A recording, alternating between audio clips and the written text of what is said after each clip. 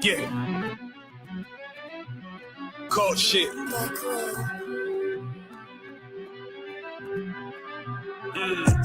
I ain't come with goons, but I'm well connected. Walk in the room and pop, pop, pop, like you got rejected. Let me see if you qualify or not. Spinning up in a tinted truck, riding around your block. Busy man. I get a word, he this shit from top to bottom like a motherfucking ceiling fan. Hopping out the rental van, on my way to LAX. Rubbers out in Cali and they killers out of every set. But I ain't tripping on no blood. One West, all my niggas got it out the mud. Put your face on a t-shirt, memory of niggas acting tough in them songs, that's with the drugs. I don't need no cases, all my pistols clean. So now I weigh my options, used to use the triple beam. Used to get the wop, mix it with the nicotine. Now I travel state to state and put on for my team. The fuck wrong with them? Ain't on my level, I should let my dog get them. I see niggas and they feelings, I don't feel them. Keep it glocking with me, it was like a ball with it. At the end, I gotta stay patient. They hate me, Lord, I gotta stay patient. You one of them? Yeah. What's the problem? I'm one West, go to war with everybody. Cut the grass for the snakes, fuck the gossip. Front line with them soldiers, that's my posture. Gun draw, trying to cause an imposter. She get out the pocket, go to war with everybody, yeah. Shit that hate, make it to the featherweights. Niggas say they hard, but they sweeter than a dedication. Hold on, think it's time to introduce. I'm a man and a beast and a stepper and a rover. Hold up, and a G and a soldier and a mover. Hold up, and a killer and a prophet and a shooter.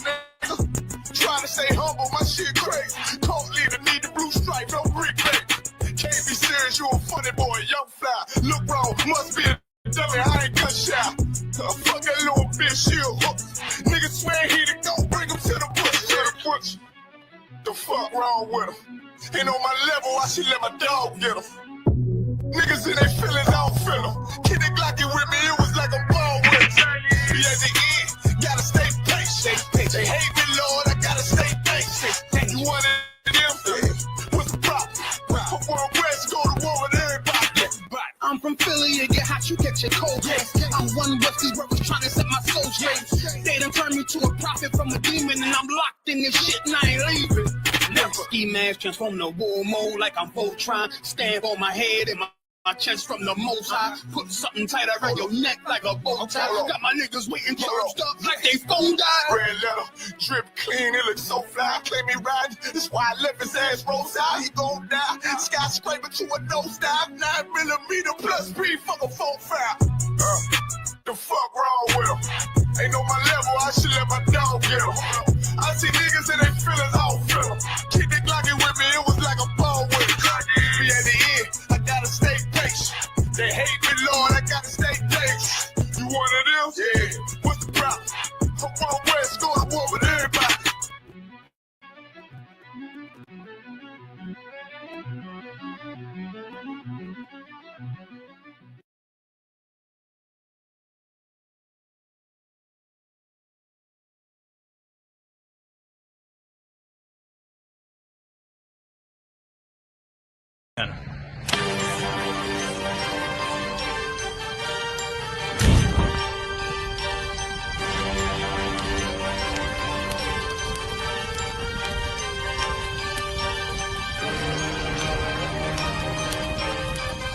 Price is Officer 5000, Jeremiah, the camp leader of Atlanta.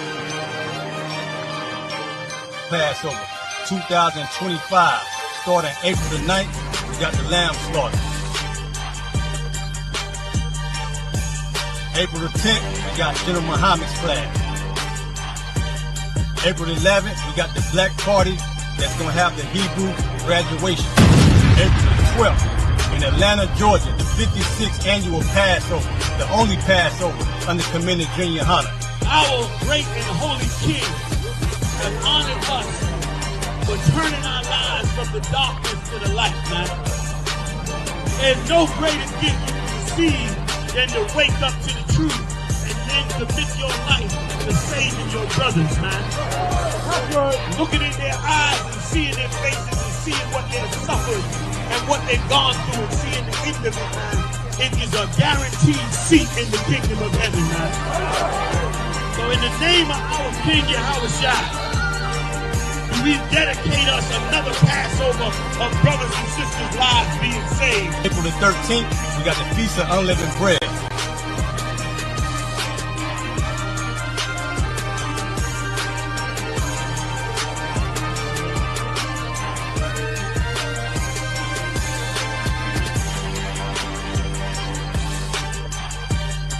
Shalom.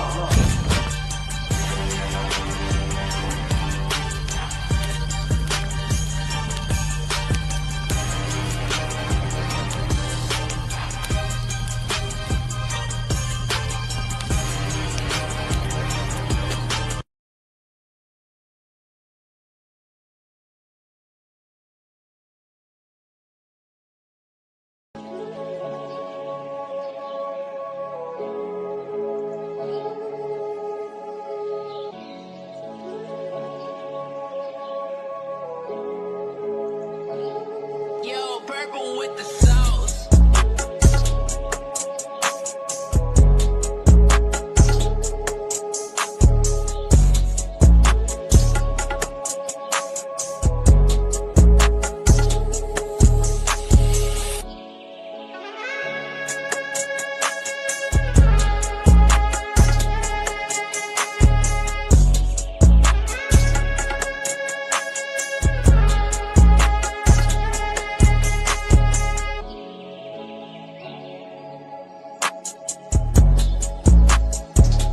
Yo, purple with the sauce.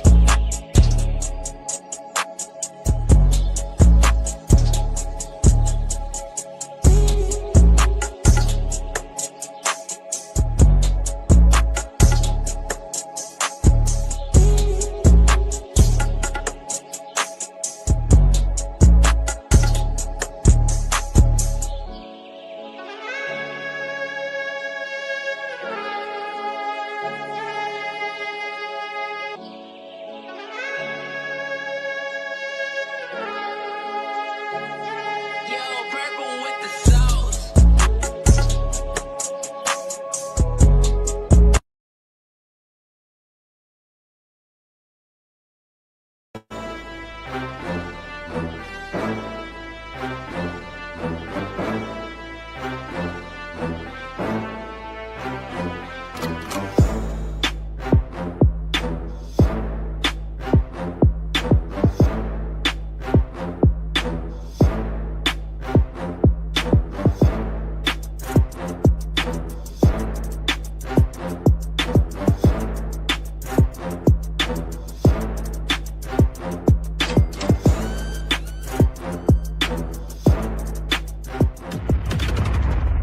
Black Watch with Commanding General YAHANNA. Black Watch. Black Watch. It's like Black CNN. Every Mondays from 9 to 11 p.m. Join Commanding General YAHANNA as he brings out real news. Real news. Along with the Hit Squad. Hit Squad. Hit Squad. The heavy hitters. Every Monday from 9 to 11 p.m. This station is now the ultimate power in the universe. Black Watch. Shalom, Israel. And when I say Israel, I'm talking about the black, Hispanic, and Native Indians. Search Commanding General YAHANNA, Black Watch, every Monday, 9 to 11 p.m. Eastern Standard Time.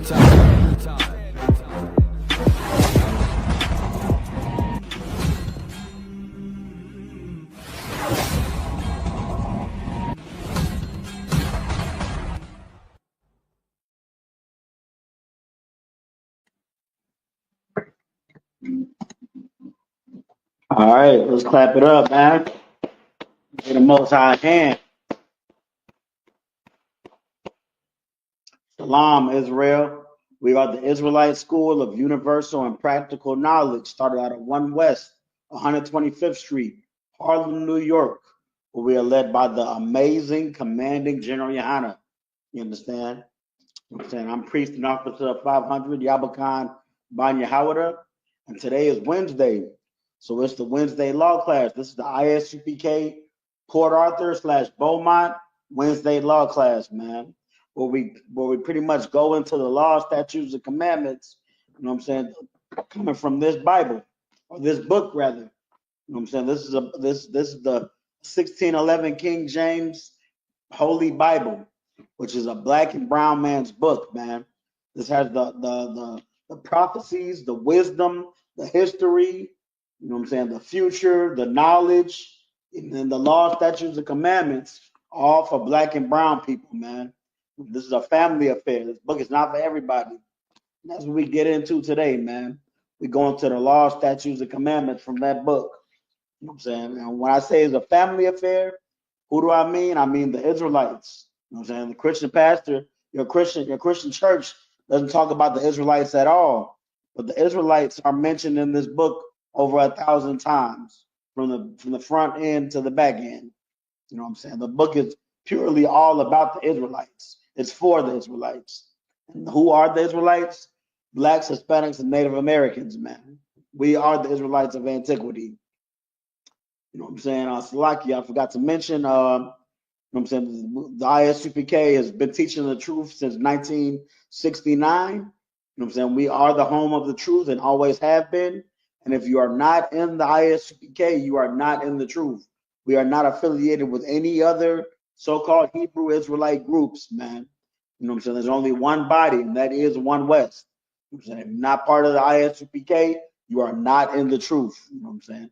I'm not even. I could teach a whole class about that and how you know what I'm saying, the Lord is with the ISUPK and not with anybody else, because everybody else is purely Christians. You know what I'm saying? They're hypocrites. You know what I'm saying? That's heavy, because that's what we're getting into today. You know what I'm saying? The title of today's class is the spirit of the law is the law, the spirit versus the letter. You know what I'm saying? And what we're getting into today is the spirit of the law versus the letter of the law. You know what I'm saying? And when I mention hypocrites, you know what I'm saying, we're going to get into that also towards the end of the class, how the Pharisees and the Sadducees, we might even go over it in the beginning. But the Pharisees and the Sadducees, you know what I'm saying, they were, you know what I'm saying, our ancient hypocrites as far as doing what the will of the Lord. You know what I'm saying? They would say they would try to give judgments for trespassing the law, and like they were keeping it themselves, and they weren't keeping it themselves. We're gonna go over it, man. You know, that's what your Christians do. Your Christians are hypocrites. Your Christians find reasons why they don't have to follow the law, and so do your fake Hebrew Israelite groups, man. Your other so-called Hebrew Israelite group, man. All of them, they're all hypocrites, man. There's only one body, and that's One West.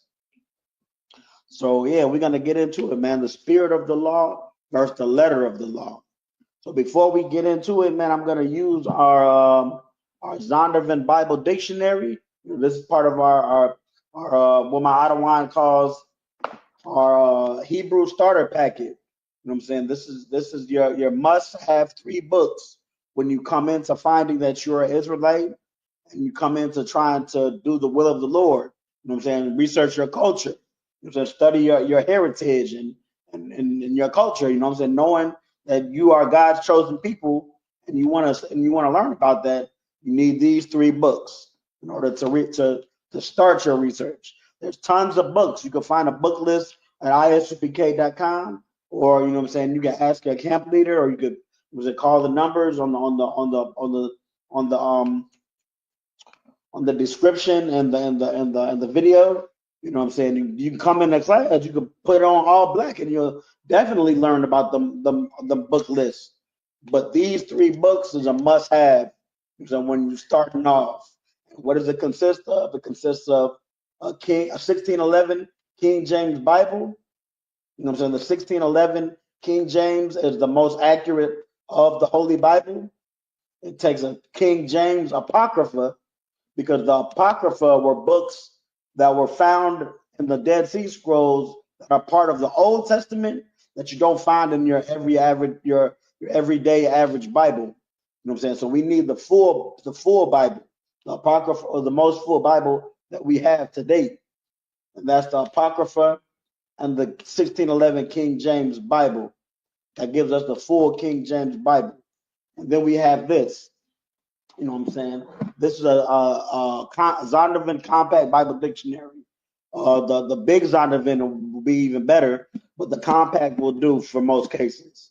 You know what I'm saying? The Zondervan Compact Bible Dictionary gives you definitions of words found in the scriptures that have a different meaning when it comes down to the Bible.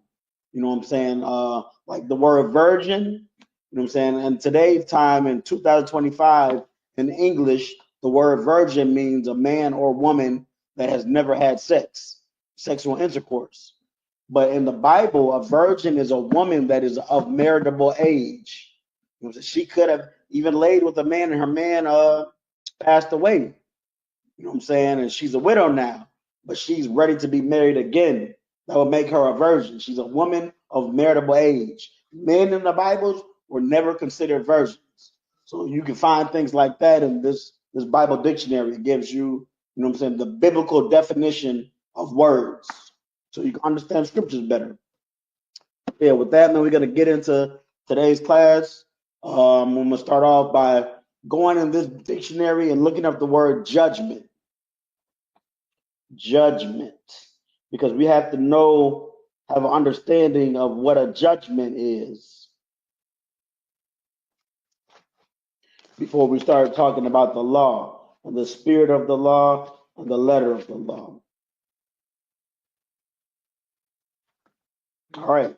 This is the Zondervan Compact Bible Dictionary definition of judgment, referring in the Bible sometimes to the pronouncing of a formal opinion or decision by men, but more often to a calamity regarded as sent by God by way of punishment, or a sentence of God as the judge of all.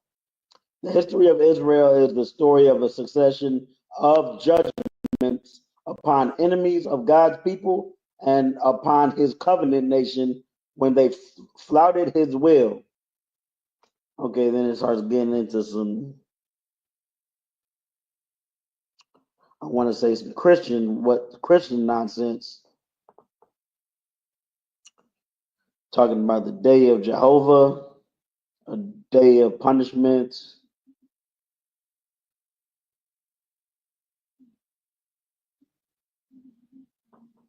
Okay, so when it said that it's a formal decision by men, and also a calamity regarded as sent by God by way of punishment.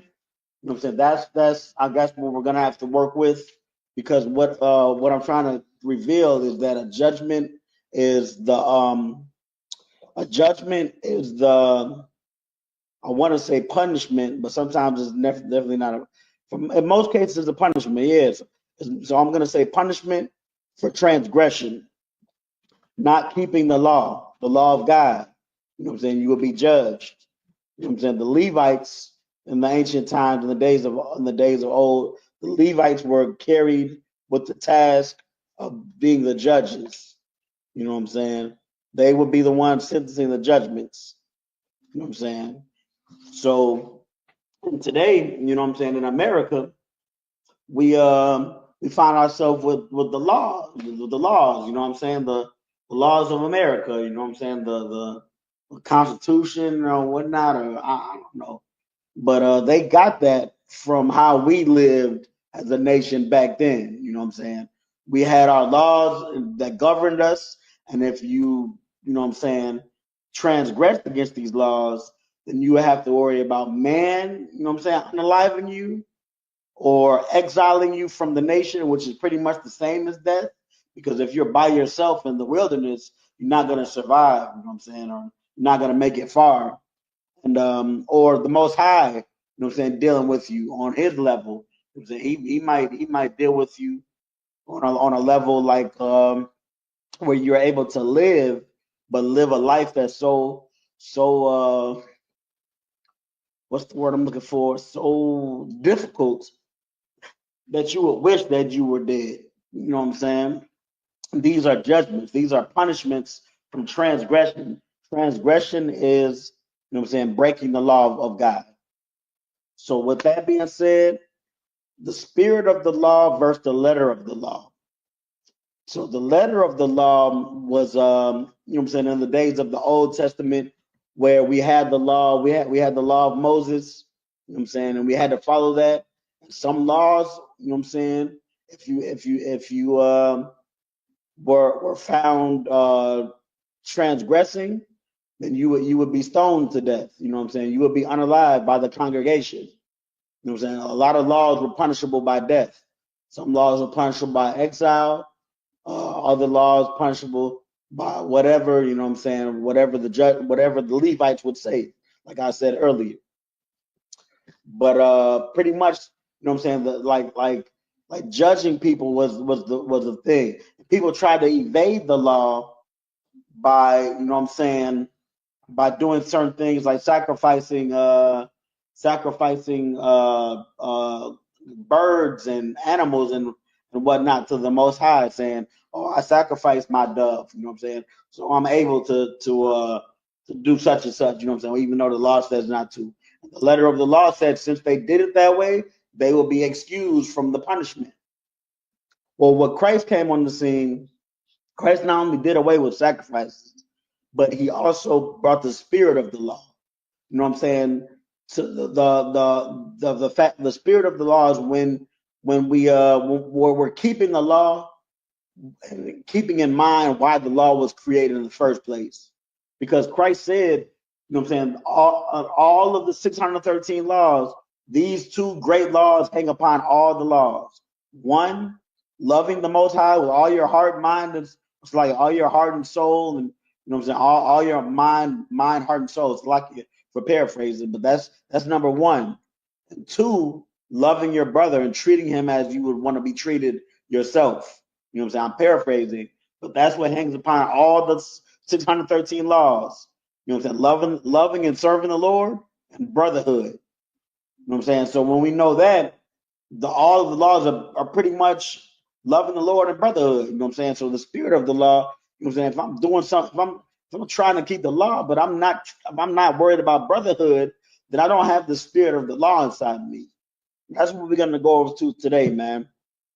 We're gonna go over some examples of you know what I'm saying, when Christ, you know what I'm saying, cut up the Pharisees and Sadducees, you know what I'm saying, letting them know that this is the spirit of the law, you know what I'm saying. And we're gonna be okay in the sight of the Most High because we have the spirit of the law in our hearts. And then we're gonna go over some other scriptures where the letter of the law was upheld because the spirit of the law and the letter of the law were, you know what I'm saying, on the same thing. You know what I'm saying? The person had to get that judgment.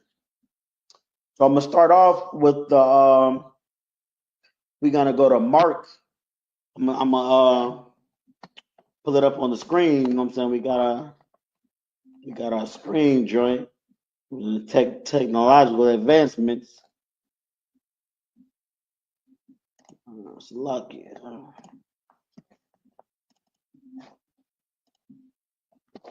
All right. Yeah, Most High in Christ. There we go. So yeah, so we go on to Mark 2:27. This is when Christ was caught. Christ and his disciples were caught picking corn on the Sabbath. You know what I'm saying? Which could seem as work. So yeah. So before we go to the actual you know what I'm saying, story of when, I say story, but it actually happened in real life. But I'm just saying, you know, there's a story because it happened. But before we go to the story, we're gonna go to the law. You know what I'm saying, what the law says about working on the Sabbath, and why the Pharisees and Sadducees, when they came to Christ doing that, you know what I'm saying, why they even had business coming to him with that nonsense in the first place. So first, we're gonna go to Leviticus 20:8. If you know anything about the Bible, you know the laws, most of the laws, statutes, and commandments are found in the Torah. Most of them in the Torah are found in the book of Leviticus. So that's where we're going to Leviticus 20:8.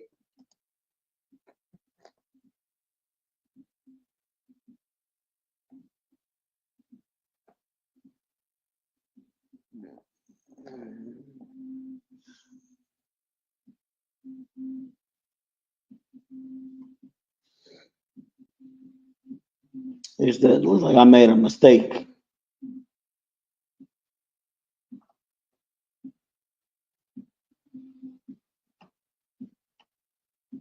This is the the 10 Commandments. It's Most High in Christ. So we're in the right spot.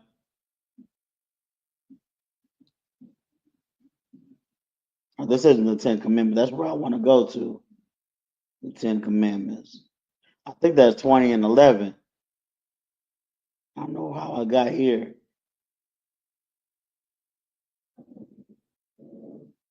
Or 11 and 20. Let me find that real quick.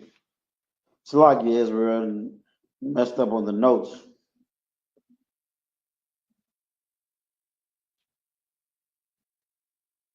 So the 10 Commandments are in Exodus 20 and 2.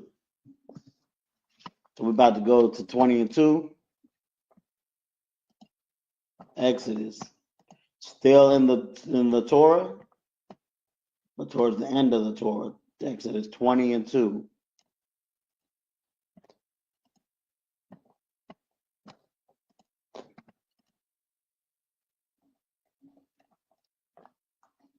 All right. So here's the 10 Commandments. But in the 10 Commandments, this commandment right here, so the first commandment is thou shalt not have no other gods. The second commandment is thou shalt not have any graven image or likeness unto me, and not serve them. The third is don't say the Lord's name in the vain. So the fourth is to remember the Sabbath and keep it holy. Right here, Exodus 20 and 8. Remember the Sabbath day to keep it holy. And these were the 10 commandments, the first 10 laws, statutes, and commandments ever to hit paper, or it was hit on tablet back then, but these were the first ones written down. So these could be said are the most important. And the Sabbath day, the day where the Most High rested after creating everything. You know what I'm saying? He said that day was important to rest. You know what I'm saying? So you're not supposed to do what? We're going to go to the next verse. Exodus 20 and 9. 6 days shalt thou labor and do all thy work. Verse 20 and 10. But the seventh day is the Sabbath of the Lord thy God. In it thou shalt not do any work, thou, nor thy son, nor thy daughter, thy manservant, nor thy maidservant, nor thy cattle, nor thy stranger that isn't within thy gates. Nobody in your household, nobody in your family, not even your animals are supposed to be working. Everybody is not your maidservant either. The person that you pay, you're supposed to have any employees working on the Sabbath. Nobody's supposed to be working. No servile work. That's a commandment. So it's said to be in the law, statutes, and commandment. You know what I'm saying? So now what we're going to do is we're going to go to the New Testament. We're going to go to where Christ was found supposedly working on the Sabbath. Christ, the King of the Jews, which is the most righteous man to ever walk the face of the earth, supposedly breaking the law, statutes, and commandments. Let's see what goes down. So we're in Mark 2 and 27.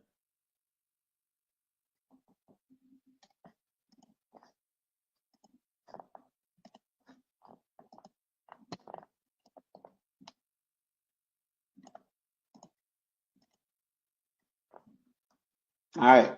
So I'm gonna leave it right here, like this, and then go into I'll do it. I'll just keep skipping them. So we're gonna go for some context. We're gonna go back up to 23. So this is the book of Mark, chapter 2, verse 23. And it came to pass that he went through the cornfields on the Sabbath day, and his disciples began as they went to pluck the ears of corn. So it's the Sabbath. You know what I'm saying? After let's see what they were doing. I think what they were doing before is pretty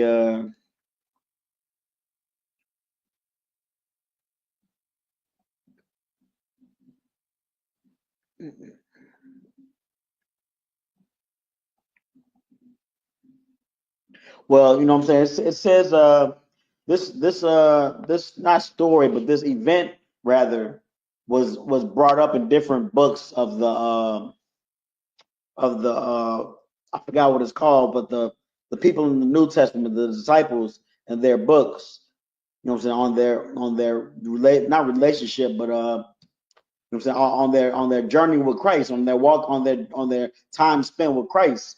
On those books, and another one it's written in Matthew 7:1 also. No, not Matthew 7:1, but Matthew 12:1. I'm saying, in Matthew 12:1, it gives you context of what they were doing before they were walking in the corn and in the field plucking the corn, which is why they were hungry. You know what I'm saying? Which is why they were picking the corn. So let me just go back to where we are for now, to not get it too confusing. To lock you. But yeah. So the book of Mark, chapter 2, verse 23. And it came to pass that he went through the cornfields on the Sabbath day, and his disciples began as they went to pluck the ears of corn.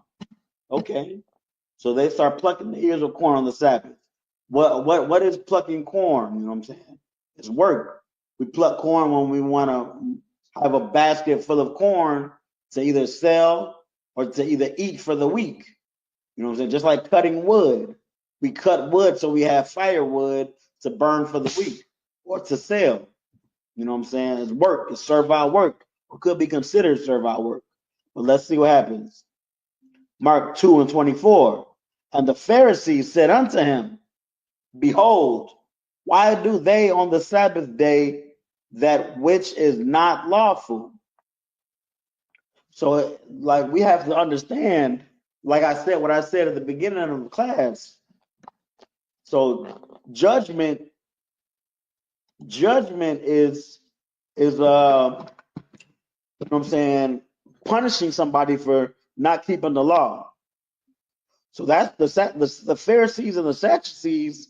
They were known hypocrites, and they weren't known hypocrites, but you know what I'm saying, real. It was in Christ knew they were hypocrites. Everybody did. It's just like today. You know what I'm saying? Everybody doesn't know that your Christian pastor is a hypocrite. Everyone doesn't know that your Christian pastor is a deceitful dog. Some people believe him, but you know what I'm saying. Those that have the sight and have the knowledge, you know what I'm saying. They see those people for who they were. So you know what I'm saying. In the truth of the matter, the Pharisees were hypocrites. You know what I'm saying. They were in high seats of politics and whatnot, high politicians. You know what I'm saying? All from using the laws of God, you know what I'm saying, to benefit themselves. You know what I'm saying? They were able to do that somehow. And these Pharisees and Sadducees, they hated Christ. They hated Christ and the disciples. You know what I'm saying? So they often tried to catch him slipping so that they could unalive him. Christ was in their way. So Christ was out here telling the truth about the Bible, just like the I.S.U.P.K does today. You know what I'm saying? Christ was telling the inconvenient truth, the truth that you have to separate from the ways of the heathen, the truth that you have to forgive your brother, the truth that you have to, you know what I'm saying, do this and not that. You know, the truth that these things are required of us from our Father in heaven. You know what I'm saying? And just like today in the I.S.U.P.K, people don't like us for that. People didn't like Christ for doing that. People didn't like Christ and the disciples for going to camp back then in the days of ancient Rome, or Greece rather, or Slovakia, but not know which one. So the Pharisees and Sadducees were trying to cut him up and possibly unalive them, or just punish them in whichever way they could be punished for not keeping the law. So let's go back to it. So yeah, so the Pharisees said unto him, Behold, why do they on the Sabbath day that which is not lawful. He's saying, the Pharisees saying that to Christ. Verse, Mark 2 and 25. And he said unto them, this is Christ speaking, is it read? Have ye never read what David did when he had need and was hungered, he and they that were with him? So David, you know what I'm saying, the king of the Jews before Christ, you know what I'm saying, even though Christ never really took his seat to the throne, but King David was seated in the throne, you know what I'm saying. King David was the king of the Jews, and he was a man of God's heart. You know what I'm saying? The Most High was with King David. And what did David do, you know what I'm saying, when he was hungry? That's what Christ is saying. Verse 26. How he went into the house of God in the days of Abiathar, the high priest, and did eat the showbread, which is not lawful to eat, but for the priests, and gave also to them which were with him. So David was a soldier, you know what I'm saying? He was a king, but he was a whole soldier, you know what I'm saying? A warrior, you know what I'm saying? He wasn't a priest. Even though the Lord was with him, you know what I'm saying? You know what I'm saying? He was a righteous man. He wasn't a priest. You know what I'm saying? He went and ate showbread in the temple. He was in the temple eating showbread, him and his people. You know what I'm saying? Just because they were hungry. Let's see what else goes down. The showbread was not for anybody. And he said unto them, it's lucky. That's I guess, you know what I'm saying, the one like I was saying earlier, Matthew 12 and 1, it gives more of a description of all of this. But I like this one in Mark because of this scripture right here. So this is the scripture. This is the book of Mark, chapter 2, verse 27. And he said unto them, the Sabbath was made for man, not man for the Sabbath.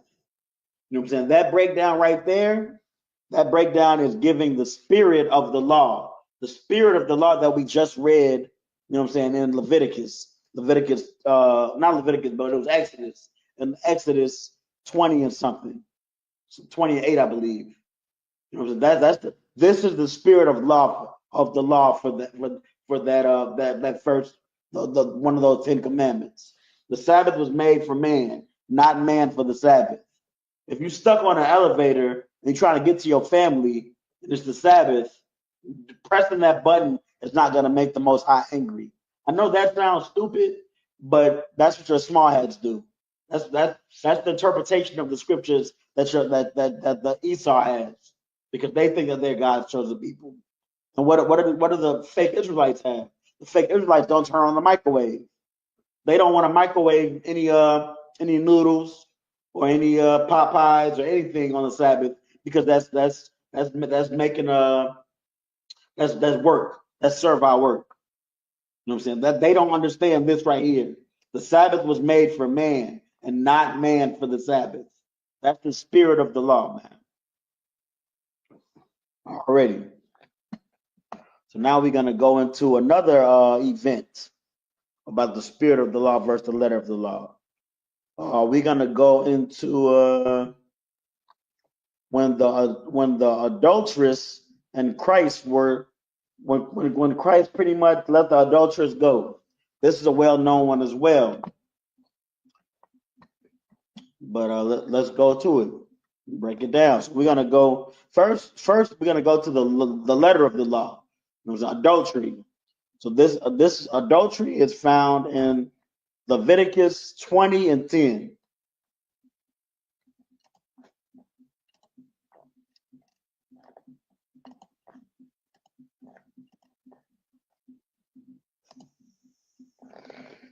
Here it is. This is the book of Leviticus, chapter 20, verse 10. And the man that committeth adultery with another man's wife, even he that committeth adultery with his neighbor's wife, the adulterer and the adulteress shall surely be put to death.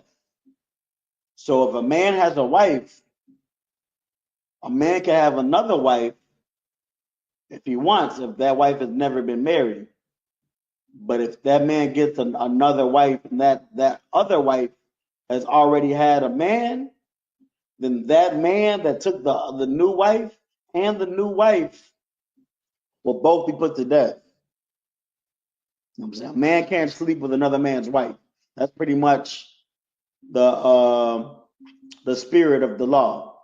You know what I'm saying? Or we're gonna get to that momentarily, but that's the letter of the law. A man can't sleep with another man's wife. That's the letter of the law. Because if they're caught, then the man that slept with another man's wife and the wife that whored herself out, you know what I'm saying, was what's the word?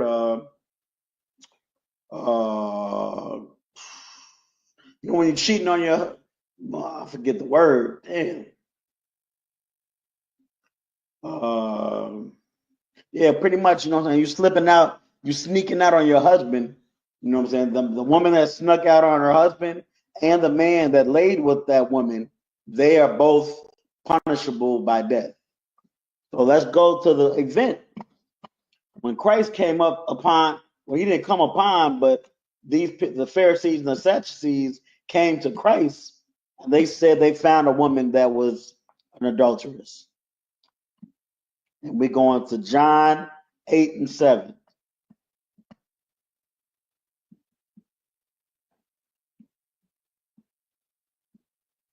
It's the New Testament.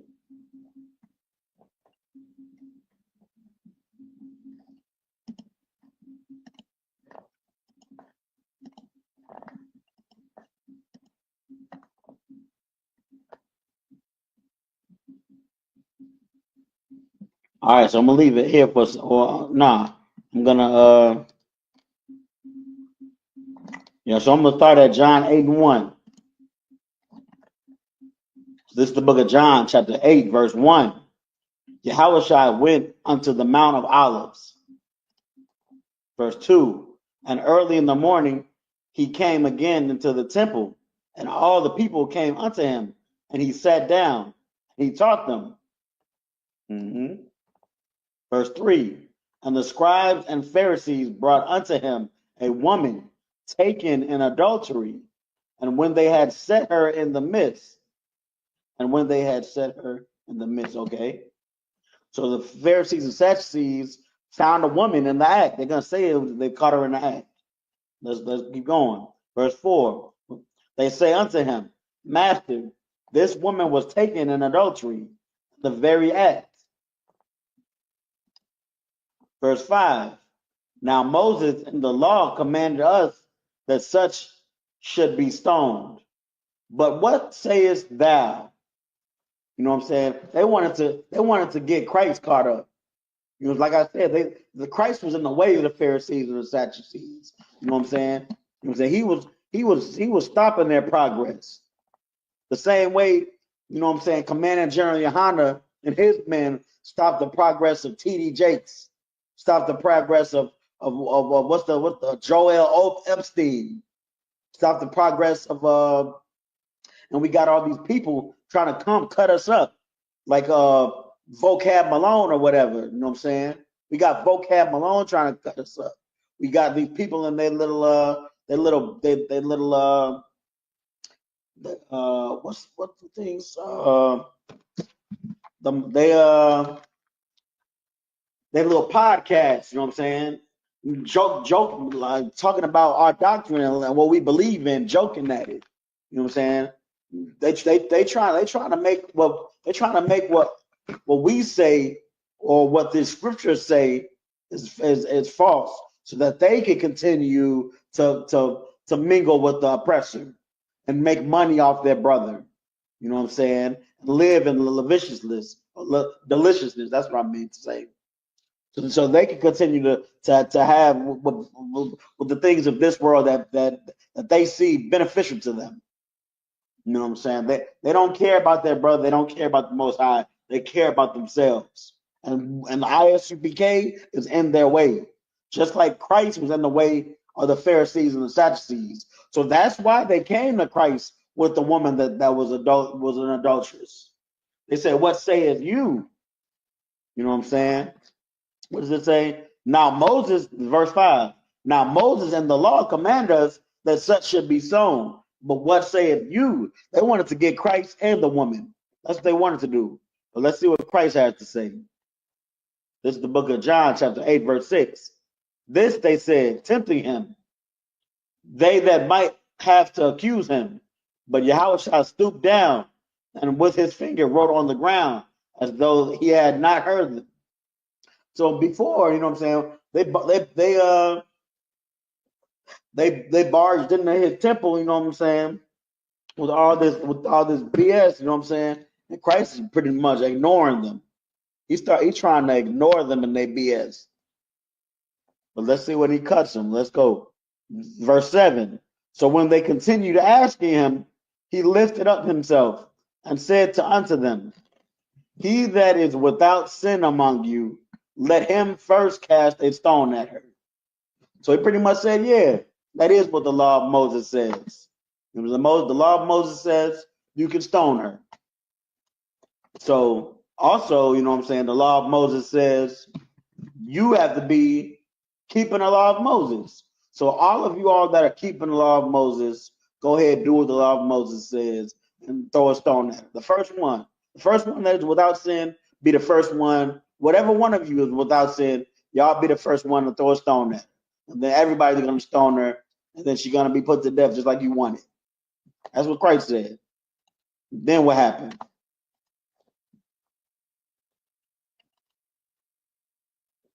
And again, he stooped down and wrote on the ground. Now he knew that they weren't keeping all the laws, statutes, and commandments. So he just pretty much said, "Man, you want to be a smart aleck? What's up now?" You know what I'm saying? Went back to writing on the ground and ignoring them. And they which heard it, verse 9, and they which heard it, being convicted by their own conscience, went out one by one, beginning at the eldest, even unto the last. And Yahweh was left alone, and the woman standing in the midst. Now, once again, this event that took place with Christ is recorded in another book. And I believe in another book it says that the man that was caught in this adulterous act was already he already got his judgment. So the man was already unalive. So this woman is alone. Christ is standing with her right now. And this is what Christ says to the woman. Because we know Christ is without sin. Is Christ going to stone her? Is Christ going to start stoning this woman because she was an adulterer? He could do so, you know what I'm saying? But this is when the spirit of the law comes into play. This is the book of John, chapter 8, verse 10. When Yahweh had lifted up himself and saw none but the woman, he said unto her, Woman, where are those that thine accusers? Has no man condemned thee? Verse 11, she said, No man, Lord. And Yahweh said unto her, Neither do I condemn thee. Go and sin no more. It gave her a second chance. Now, Christ, if anybody gonna give you a second chance, it's gonna be Christ. You know what I'm saying? That's the nigga to give you a second chance. The nigga gave all of us a second chance. But you know what I'm saying? In this particular instance, that's the spirit of the law, man. The spirit of the law, don't sleep with your brother's wife, is don't sleep with your brother's wife because that's your brother's wife. That's your brother, and that's his property. And he loves her. So don't make a whore out of his woman. It's brotherhood. So he's showing this sister brotherhood by letting this alone sister go and sin no more. He ain't saying you all good, sister. Just get out of here. He said, go and sin no more. Don't do that dumb stuff again. You know what I'm saying? That's the spirit of the law. Already. So we're gonna go on to these are two instances where, you know what I'm saying, the judgment, it could have been a judgment, but the spirit of the law, you know what I'm saying, saved these people from the judgment. You know what I'm saying? The spirit of the law it's not all about just punishing people. You know what I'm saying? That's what the spirit of the law is. The spirit of the law is doing the right thing for the sake of doing the right thing. You know what I'm saying? And we're gonna get into now what I'm saying? The next two examples I'm gonna pull, I'm starting to run out of time, huh? Now I'm gonna do over an hour today. I'm doing good with time, you know what I'm saying? The oppressor can't keep me down all the time. So yeah, I'm gonna go over an hour today. But yeah. So what was I saying? Salakia. Yeah, so it's the keeping the spirit of the law is doing the right thing for the sake of the right thing. You know, it's not all about punishment. You know what I'm saying? The next two examples I'm going to get into is examples of when the letter of the law stood strong. You know what I'm saying? Because the people that were transgressing, you know what I'm saying, their heart wasn't in the right place. You know what I'm saying? Their heart wasn't in the right place, like when Christ and the disciples were plucking corn. Or their heart wasn't in the right place, like when Christ forgave the woman for being an adulteress. You know what I'm saying? There was no spirit of forgiveness. There was no spirit of, hey, give me a break, man. I'm hungry. You know what I'm saying? I'm not trying to work. I'm not trying to slave. I'm not trying to slave on the Sabbath. You know what I'm saying? Give me a break, man. How much do I need? It wasn't none of that. It was just black and white transgression. That's what we're gonna get into next. But before I get into that, no, I'm gonna go straight to it. I do want to pull more about hypocrites and these Pharisees and Sadducees. You know what I'm saying? Because you know what I'm saying, we saw two different occasions where the Pharisees and Sadducees, you know what I'm saying, were trying to just judge people, and they escaping judgments themselves. You know what I'm saying? They're the type of people that say, "Hey, you doing wrong," not even thinking that they're doing wrong themselves. Yeah, I'm gonna go to that right now. That's Matthew 7:1. I got a few on that actually. I could just do that. Yeah, I'm gonna do this one right now. It's lucky. Yeah, I want to pull this one now before, you know what I'm saying, I run out of time. So we're going to Matthew 7:1.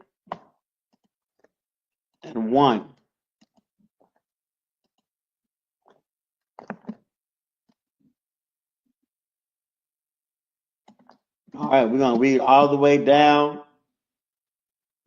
to 5. Because this is pretty much the spirit of the law right here. You know what I'm saying? This is Christ speaking. These letters are read. This is the book of Matthew, chapter 7, verse 1. Judge not that ye be not judged. You know what I'm saying? That's Christ saying, don't accuse people and act like you don't have, you're not doing nothing yourself. Don't do that. Verse 2. For with what judgment ye judge, ye shall be judged. And with what measure ye, that says, that's what it say, measure, it shall be measured to you again. That's pretty much saying, don't be a hypocrite. The Most High sees you in your hypocrite ways. And you're gonna get touched. It's gonna come to the light. Verse 3. And why beholdest thou that's supposed to say more. Why beholdest thou the more that is in thy, no, that's not supposed to say more. I guess that is supposed to say mote. I'm gonna look up motes in the Google dictionary. Sometimes this KJV says things in old English, but I think this is talking about plank in the eye. Yeah, motes. It says mote. So this the Google dictionary definition of mote: a tiny piece of a substance. So pretty much this is that scripture talking about plank in the eye. Get that mote out of your eye. So let me start from the top. Verse 3. And why beholdest thou the mote that is in thy brother's eye, but considerest not the beam that is in with thine own eye? So the mote said tiny piece of substance. But then what's in your own eye is a beam. something real big. You know what I'm saying? A big, that plank in your eye, that big plank. How come you're talking about, you know what I'm saying, that brother's small transgression? You know what I'm saying? When you out here doing all the manners of wickedness, you know, them Pharisees and Sadducees were probably having orgies with other people's wives, but they want to unalive one sister that got caught in the act with one time. You know, that's being a hypocrite, man. Let's keep going. Verse 4. Or how wilt thou say to thy brother, let me pull out the mote out of thine eye, and behold, a beam is in thine own eye? How are you gonna help somebody else out? You know what I'm saying? Without help, how are you gonna help somebody else from, you know what I'm saying, their iniquities when you're not even worried about your own iniquities? Verse 5. Thou hypocrite, first cast out the beam out of thine own eye, and then shalt thou see clearly to cast out the mote out of thy brother's eye. That's a heavy scripture right there, man. I'm not going to talk too much about it, but we just seen what happened with that little Sakari camp. You know what I'm saying? That little Sakari camp is starting to fall down because this scripture right here. You know, the leader of the camp and all the other camps, really, they all falling down. I'm just lucky to even just to put that one in the light, because it happens to them all. You know what I'm saying? Like the purple people, the candy cane people, the other people. You know what I'm saying? All the people, they out trying to do what we do, going to camp and teaching that Blacks, Hispanics, Native Americans got to do the right thing, but they not doing the right thing themselves. They hypocrites. They hypocrites just like the Christian pastor, and the Christian pastors are hypocrites just like the Pharisees and Sadducees, man. They're actually comfortable. They're actually comfortable in this kingdom. In this kingdom, they're just doing what we do for their own gain, for whatever gain that gives them. But they're really not doing what we do. They just claim to be. But yeah, man, that's the scripture on hypocrites. And then it's obviously talking about that's Christ, you know what I'm saying, cutting up the Pharisees and Sadducees. But now we're about to go into our other examples. So this is gonna have we're gonna go through this one quick. The other example I have is Onan. Onan was Judah's son. Judah being the patriarch, you know, of all of the Judites, the so-called Negro races, one of the 12 tribes. Judah. You know what I'm saying? We have in the southern kingdom, we have Judah, Benjamin, and some of Levi. And in the northern kingdom, you have those other 10 and a half. You have some of Levi, then you have Issachar, you know, Manasseh, Ephraim, Naphtali, Gad, Reuben, Simeon, Salakia for Asher, and look at it right here, Asher and Zebulun. Yeah, that's the other ones. So the southern kingdom is the Hispanics and the Native Americans and some of the Haitians, and the northern kingdom is the so-called Negroes, and then the West Indians, and then some of the Haitians. You know what I'm saying? So Judah was the Negroes. So now we're talking about in Genesis, Judah's son. And Judah's son was told to keep the law before it was even, because we know the law, statutes, and commandments were there. They were present before they were written. You know what I'm saying? We know this because how did Noah, you know what I'm saying, know what animals were clean, what animals were unclean to put on to the boat? You know what I'm saying? Things like that. You know what I'm saying? Job was before Job was before the law of Moses too. You know what I'm saying? He was an Adamite. But how did he know not to celebrate birthdays? You know what I'm saying? And how did Adam know what he knew to make the garden? So keep the garden.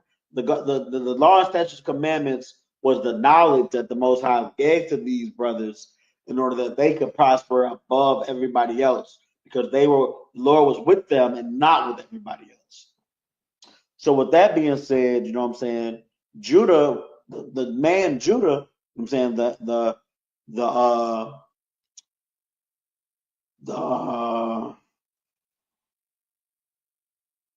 patriarch of all of Judites, he had the law. He knew the law, statutes and commandments. So he tasked his son with keeping the law because he had multiple sons. And one of his sons, you know what I'm saying, had a wife, but he didn't have children. And he, you know what I'm saying, that particular son died before he could have children. So then Onan was tasked with, you know what I'm saying, laying with his brother's wife in the name of that brother. You know what I'm saying? This might be sounding like a little bit much, but we're about to pull the law right now. We're about to go to the law right now. So the law is in Deuteronomy 25:5.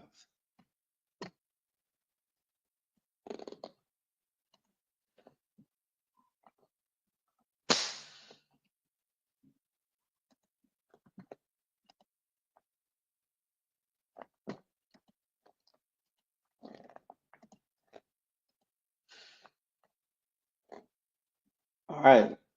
So this is the law of brother. I think it's called the law of brotherhood. I'm not sure about that. Salaki, I'll get clarity on that for next class, what this law is called. But this is the law where you regenerate your brother if he passed. So this is the book of Deuteronomy, chapter 25, verse 5.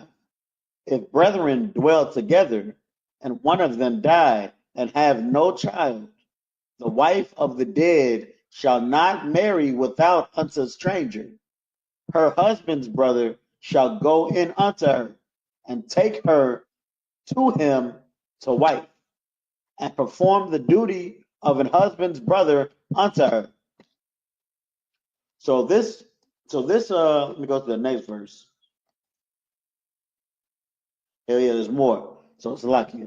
Verse 6, and it shall be that the firstborn which she beareth shall succeed in the name of his brother which is dead, that his name be not put out of Israel. I think that's it. There's more actually. Yeah. So I'm gonna just start breaking it down before I read more. So when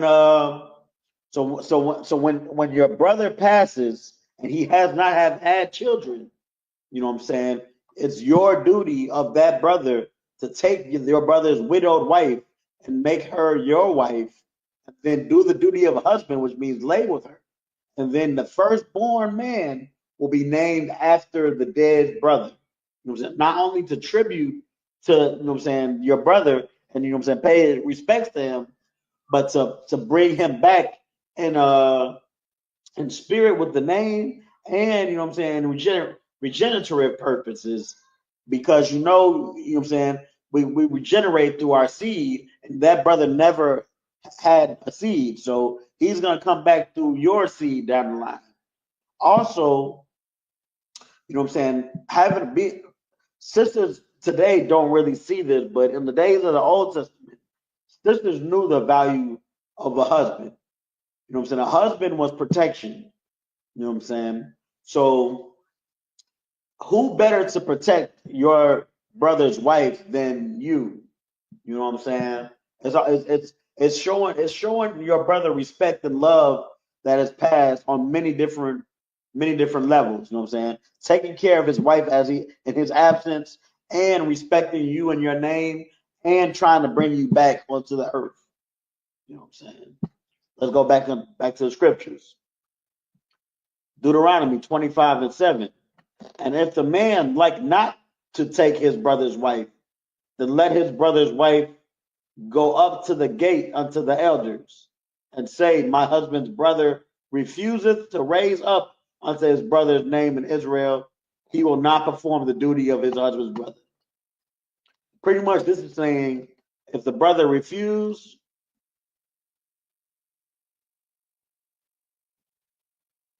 okay, let's just read it. Verse 8, then the elders of his city shall call him and speak unto him. And if he stand to it and say, I like not to take her. Verse 9, then the brother's wife shall come unto him in the presence of the elders and lose his shoe from off his foot and spit in his face, and shall answer and say, so it be done unto that man that will not build up his brother's house. So pretty much there's no death penalty if you refuse to do that, show that law of brotherhood. So there's no death penalty, but it is that, you know what I'm saying, you can just shame that brother because you a whole ass brother. You know what I'm saying? You a BAN. You a fake. You weak. You weak. You know, that's all it is. You know what I'm saying? Everybody's looking up to you like, damn, you know what I'm saying? Such and such just passed.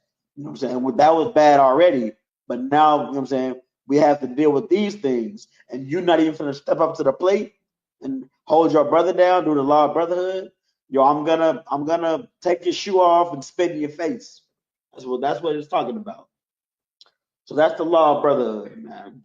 Now we're about to go to that brother Onan, like I was talking about. What did Onan do? Who is Onan? We know Onan is the son of Judah. But what did he do? So we're about to go to 38:8, and it's like Genesis 38:8.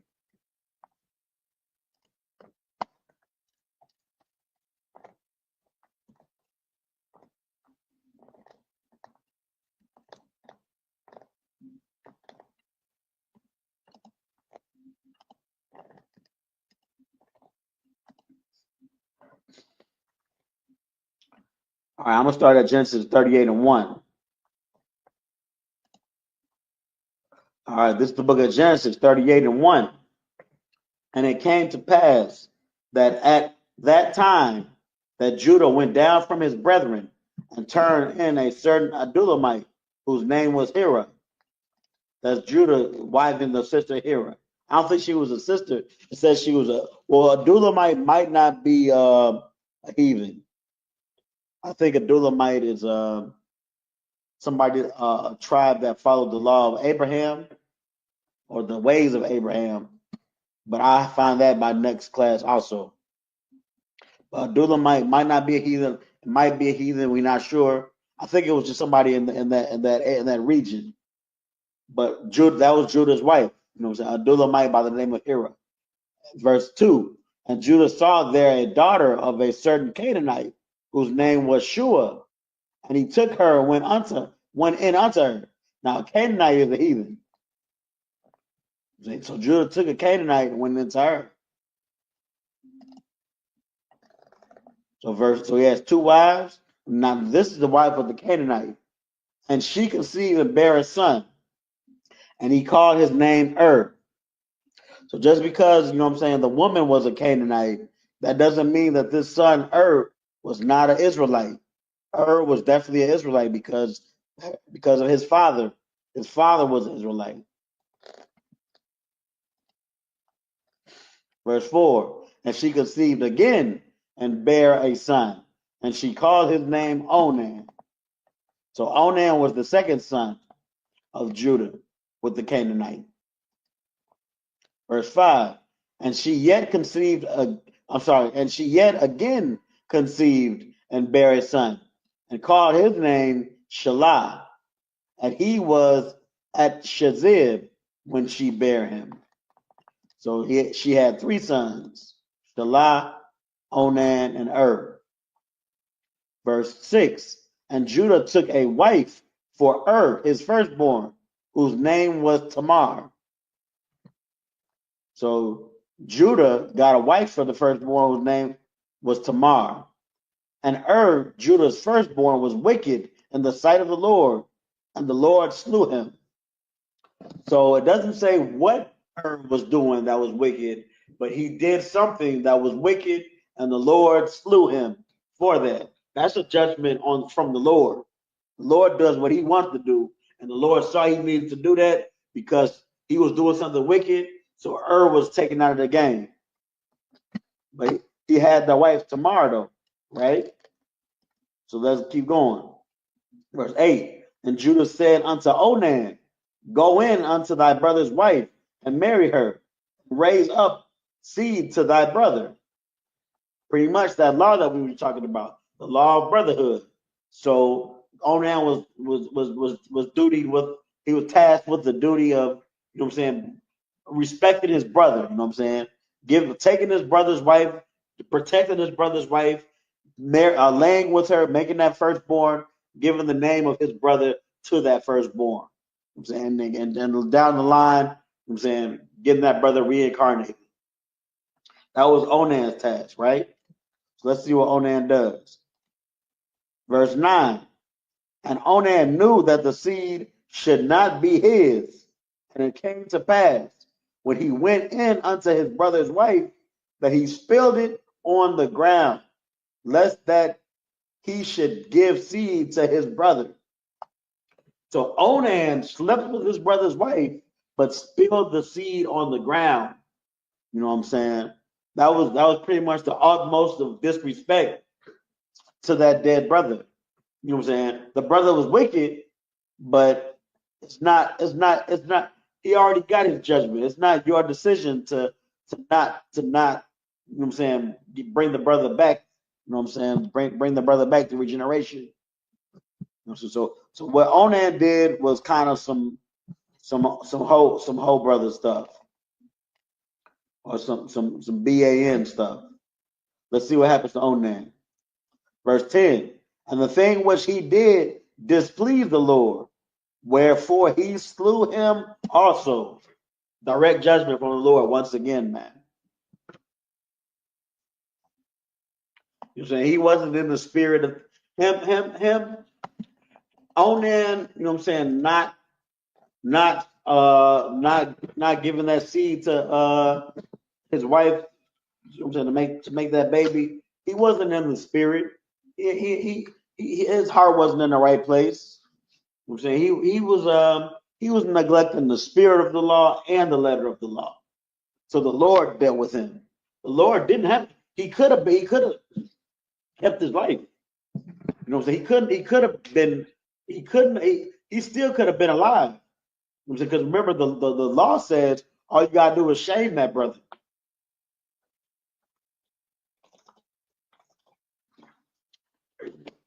Salakia. If the law says all you gotta do is shame him, you know what I'm saying? Spit in his face, take his shoe off, throw his shoe at him, disrespect him. You ain't gotta kill him. But the Most High unalived him. Yeah. So we at 113. I guess I'm not gonna pull the last two or the last event that took place. I'm just gonna paraphrase because there's really tons of events in the scriptures that where you see the spirit of the law versus the letter of the law. You know what I'm saying? Where you see people receiving judgments or people, you know what I'm saying, receiving mercy. You know what I'm saying? Because of the spirit of the law. You know what I'm saying? What I was gonna go to next was Achan. Achan in the valley of Achar. You know what I'm saying? In the book of Joshua. You know what I'm saying? Achan was that brother. You know what I'm saying? In Joshua, the book of Joshua, they were in battle with the heathens. You know what I'm saying? The heathen, and the Most High told Joshua, take the army of Israel and, you know what I'm saying, raise this heathen land, this village. You know what I'm saying? Not murder, but unalive everybody. You know what I'm saying? Even the cattle. You know what I'm saying? Everybody. Nothing should live. You know what I'm saying? Then take all the spoils. You know what I'm saying? Take all of the you know what I'm saying? All of the spoils of war and burn it. So nothing of these heathens should remain after y'all go in and go do damage. And Achan, you know what I'm saying, he was one of the soldiers. He saw some fly gear, man. He saw, you know what I'm saying, a couple of garments. He saw some money. He saw some gold wedges and some silver. So he put all that stuff and he hid it. And then, you know what I'm saying, down the line, you know what I'm saying, the Israelite army was losing a couple of brothers every now and then. You know what I'm saying, like in battle. And Joshua was like, he asked the Lord, like, yo, I lost my brothers at war. I thought you said you were with us, Lord. You know what I'm saying? Abanawa, I thought you were with us. Why am I losing men? And the Lord said to Joshua, he was like, one of you transgressed. He was, I told you to burn everything, and one of y'all hid some stuff. And then they found him. Then Joshua did what he had to do to pinpoint them out. And it came down to Achan. And then at that point, you know what I'm saying, when Achan got caught, Achan confessed. Achan and everything Achan owned, all of his wife, his children, his wife, his oxen, his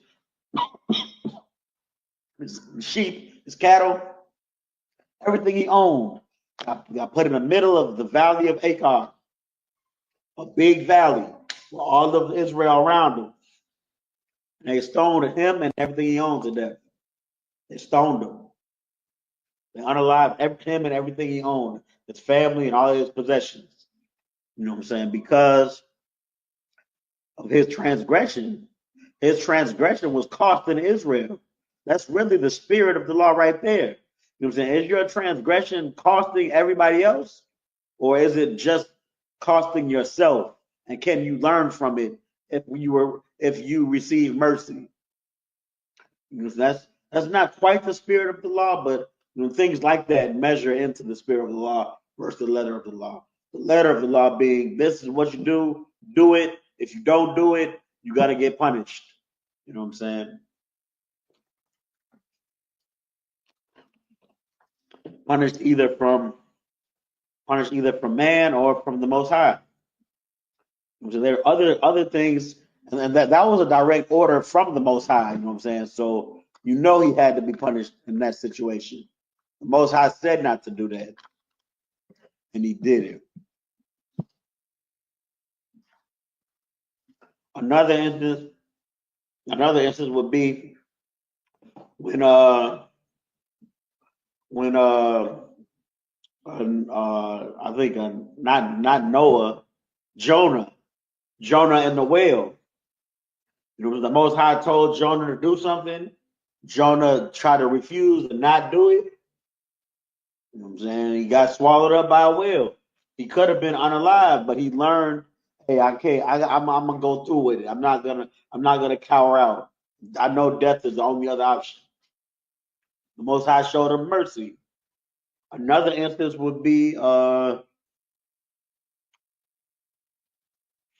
Slovakia. I can't think of it right now. I had a few others, but Lord willing, you know what I'm saying. You all see where I'm going with this. Slovakia looked like I'm picking stuff out of my teeth. That was something I had to do. I'm gonna dispose of that. I'm gonna dispose of it right now. Slovakia.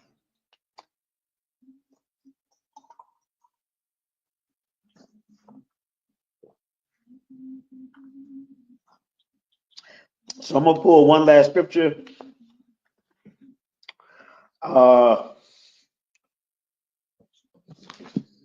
I should have pulled this one earlier,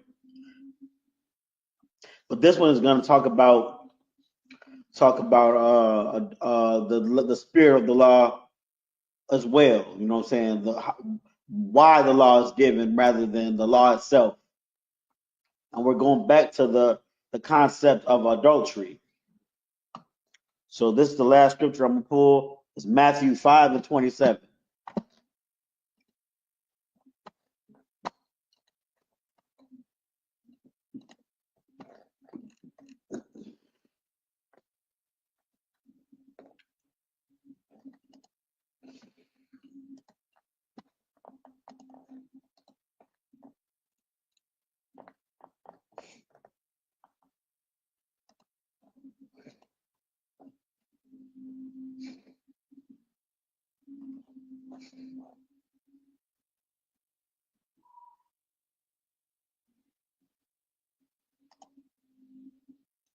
All right, so we read what the law of adultery is.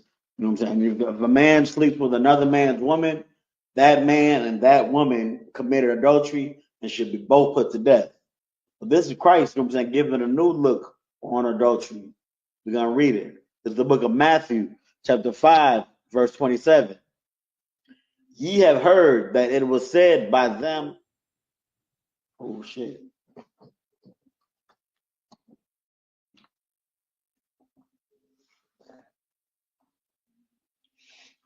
Salakia. Yeah, the computer was about to cut off. But yeah, so this is the book of Matthew, chapter 5, verse 27. Ye have heard that it was said by them of old time, thou shalt not commit adultery. So this is Christ saying, in the old time they said, you're not supposed to sleep with your brother's wife. Keep going. Verse 28. But I say unto you, that whosoever looketh on a woman to lust after her hath committed adultery with her already in his heart. Let's go to the next verse. Okay, this is something else. This is heavy stuff too. But yeah, we just have these two. So if you look at it, this is Christ saying, yeah, don't sleep with your brother's wife. But if you just in the sense of looking at that woman, thinking about lusting, looking at that woman with lust, and thinking about what you would do to that woman if given the opportunity, then you already committed adultery with your own heart. You know what I'm saying? In the eyes of the Lord, he's saying you already started transgressing. He's right. Because that's not brotherhood, looking at somebody's wife and thinking about what you would do to that wife, what you would do to that woman. You're supposed to be thinking about, if anything, you think, how can I help my brother and his wife? Or, you know what I'm saying? Or let's eat together and drink together and be married. Or that's about it. You know, how can I help them? Or, you know what I'm saying? How can I be comfortable and dwell with them? You know what I'm saying? And be married with them. But that's really about it. You know what I'm saying? You really shouldn't be thinking about doing anything, you know what I'm saying, sensual to this brother's family. I mean, your brother's wife, bro. Like that's not brotherhood. And we said at the beginning of class, all 613 commandments, law, statute, and commandments fall upon loving the Most High and brotherhood. So if you looking at your brother's rib and you lusting after her, that's not brotherhood. And even though it's only you know about it, you know what I'm saying? It's one of them things. Like, are you finna be a hypocrite? Are you finna be out here, you know what I'm saying, looking at your brother's ribs and going out there teaching camp, saying, "Oh, you got to put down pork, shrimp, crab, and lobster." What was the scripture we read earlier? You got to get the beam out your own eye before you could talk about the motes in somebody in your brother's eye. And if you looking at your brother's rib and lusting at him, and nobody knows but you got a big beam in your eye. But yeah, man, that's what we're gonna shut it down with that. We're gonna close with that much. Passover is coming up, man. Pay your Passover fee. Make sure you pay that fee. Make sure you pay your tithes too, man. Pay your tithes and your Passover fee. But yeah, don't forget about Passover. Passover is a commandment. Just like there's only one body, which is one West, there's only one Passover. You know what I'm saying? We are the home of the truth, so the Passover is with us. We are the nation of Israel.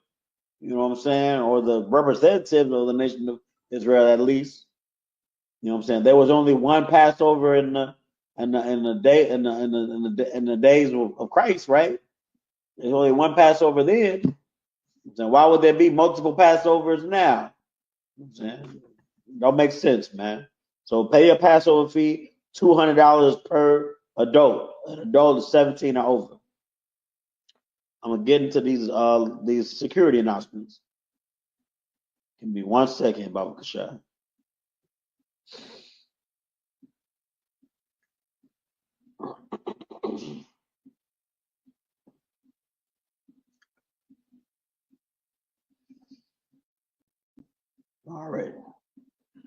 ISUPK security announcements. We are the ISUPK, started out of 1 West, 125th Street, Harlem, New York. Rule for new brother and sister. When a new brother or sister comes into the school, they are off limits for 6 months. They are to be saluted only. They are here to shed themselves of the world. If they need transportation, the teacher will arrange it. After 6 months, if a brother or sister has an interest in a particular person, he or she must get permission from the head to speak to a brother or sister. There is another 6 months in which the brother and sister will court each other. After this 6-month period, the brother and sister will get permission from the head to marry. Tithes, which is a commandment, found in the book of Numbers, chapter 18, verse 21, and the book of Malachi, chapter 3, verse 8 through 10. Means tenth in the Hebrew, ma'ashara. 10% of every penny of any increase the Lord gives you, give to Treasury Department or a teacher. Priest fund, free will offering for priests, not mandatory, whatsoever amount you would like. Upcoming holy convocations.